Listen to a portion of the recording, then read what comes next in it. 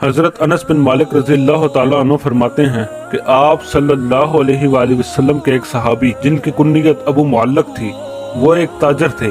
ان کا معمول تھا کہ وہ لوگوں اور اپنے مال سے تجارت کیا کرتے۔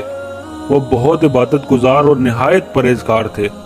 ایک مرتبہ وہ سفر میں گئے، انہیں راستے میں ایک ہتھیاروں سے مسلح ڈاکو نے روک لیا اور وہ کہنے لگا، اپنا سارا مال یہاں پر رکھ دو، میں تمہیں قتل کر دوں گا۔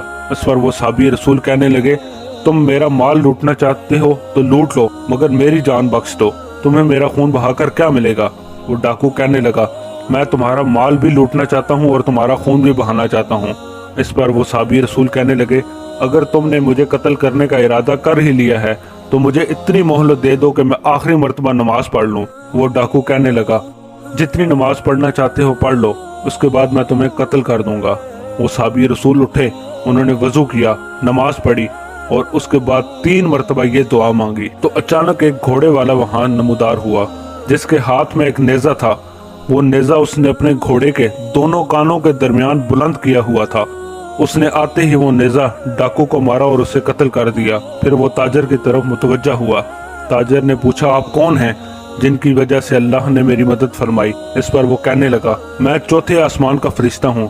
جب آپ نے پہلی مرتبہ دعا کی تو آسمان کے دروازوں کی کڑکڑاہٹ میں نے سنی۔ جب آپ نے دوبارہ دعا کی تو آسمان والوں نے چیخیں مارنی شروع کر دیں، اور پھر جب آپ نے تیسری مرتبہ دعا کی تو کسی نے کہا کہ یہ ایک مصیبت زدہ کی دعا ہے، کون ہے جو اس کی مدد کرے گا؟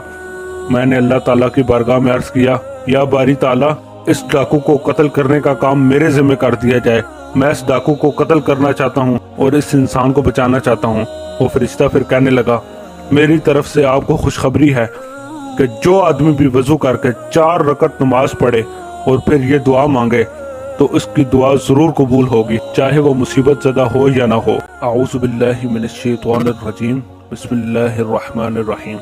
یا ودود یا ذا العرش المجید یا فعالا لما یرید، اسألک بعزتک التي لا تدمر وملکک الذی لا یغامر وبنورک الذی ملا ارکان عرشک ان تکفینی شر ھذا اللص یا مغیث اغثنی۔